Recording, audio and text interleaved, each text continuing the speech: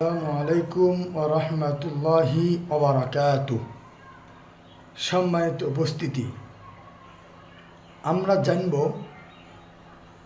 তিনটি জিনিস, যে তিনটি জিনিস করলে আল্লাহ নবী সাল্লাল্লাহু আলাইহি সাল্লাম বলেছেন নিষ্পাপ হওয়া যায়, পাপ থেকে পুরোপুরি মুক্তি পাওয়া যায়, পাপ থেকে পুরোপুরি ফ্রেশ হওয়া যায়।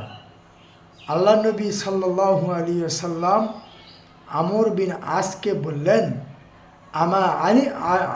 আমা আলিমতা, তুমি কি জানো না আন্নাল ইসলাম ইয়াহদিমু মা কানা ক্বাবলাহু, যে মুসলিম যখন ইসলাম গ্রহণ করে, মুসলিম ইসলাম গ্রহণ করার কারণে তার পূর্বের যত গুনাহ রয়েছে সব গুনাহকে মিটিয়ে দেয়, সব গুনাহ তার জন্য ক্ষমা হয়ে যায়, তার আর কোনো গুনাহ থাকে না।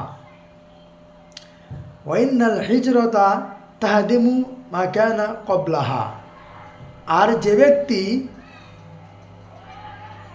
হিজরত করবে, এই হিজরত করার কারণে তার পূর্বের যত গুনাহ রয়েছে সব গুনাহ থেকে সে ফিরে আসে, সব গুনাহ তার আল্লাহ মাফ করে দেন। ওয়া ইন্নাল হাজ্জা ইয়াহদিমু মা কানা ক্বাবলাহু, আর কোনো ব্যক্তি যখন হজ করে, হজ করলে সে হজ থেকে নিষ্পাপ হয়ে ফিরে আসে। হজ করলে তার পূর্বের যত গুনাহ রয়েছে সব গুনাহ আল্লাহ ক্ষমা করে দেন।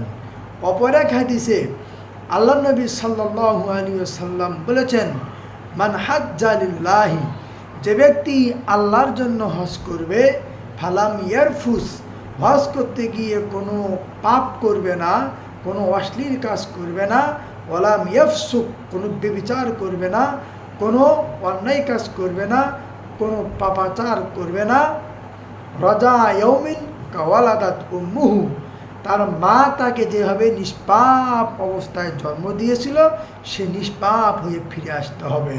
তবে হজটা হতে হবে পবিত্র হালাল রুজির মাধ্যমে, হজের টাকা সম্পূর্ণ হতে হবে হালাল রুজির মাধ্যমে। অনেক কাজ করা যাবে না, হজ করতে গিয়ে চুরি করা যাবে না, হজ করতে গিয়ে মানুষকে গালিগালাজ করা যাবে না, হজের টাকা বৈধ টাকা হতে হবে, বৈধ কামাইয়ের রুজির পথের টাকা হতে হবে। তাহলেই আমরা ওই নিষ্পাপ হয়ে ফিরে আসতে পারবো। যদি আমার টাকার ভিতরে হারাম সুদে থাকে, ঘুষে থাকে, হজ করতে গিয়ে দুই নম্বরই করি, যে করি, পাপ করি, অন্যায় করি, চুরি করি, তাহলে আমরা নিষ্পাপ হয়ে ফিরে আসতে পারবো না, আমাদের হজ আল্লাহ কবুল করবে না।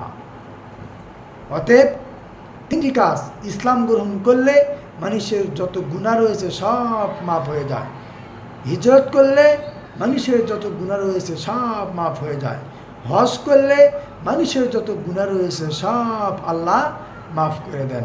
আল্লাহ রাব্বুল আলামিন যাদের সামর্থ্য রয়েছেন, আমরা যেন প্রত্যেকেই এই হজ করার তৌফিক দান করে। আমরা সবাই সামর্থ্য ব্যক্তি চেষ্টা করব যেন আমরা হজ করতে পারি। সম্মানিত উপস্থিতি, আল্লাহ নবী সাহাবী ওমর রাদিয়াল্লাহু তাআলা আনহু বলছেন, যে ব্যক্তি সামর্থ্যবান সচ্ছল হওয়ার পরেও যদি কোনো ব্যক্তি হজ না করে, সে ইহুদি অবস্থায় মরুক অথবা খ্রিস্টান হয়ে মরুক, কাফের হয়ে মরুক, মুনাফিক হয়ে মরুক, নাস্তিক হয়ে মরুক, আস্তিক হয়ে মরুক, কোন অবস্থায় হয়ে মরবে আমার জানা নাই। তিনি জানে না। মুসলিম ব্যক্তি সামর্থ্য হলে, সচ্ছল হলে তাকে অবশ্যই বাইতুল্লাহ গিয়ে হজ পালন করতে হবে। অতএব যাদের সামর্থ্য রয়েছে আমরা প্রত্যেকে চেষ্টা করব একবার হলেও জীবনে, একবার হলেও বাইতুল্লাহ গিয়ে জিয়ারত করা, তওয়াফ করা, সাই করা এবং আল্লাহ রাব্বুল আলামিনের মেহমান হওয়া, সেই পবিত্র বাইতুল্লাহ গিয়ে হজ পালন করা। আল্লাহ আমাদের প্রত্যেক সামর্থ্যবান ব্যক্তিকেই হজ করার তৌফিক দান করুন। ওয়া আখির দাওয়ানা আনিল হামদুলিল্লাহি রাব্বিল আলামিন। আসসালামু আলাইকুম ওয়া রাহমাতুল্লাহি ওয়া বারাকাতুহু।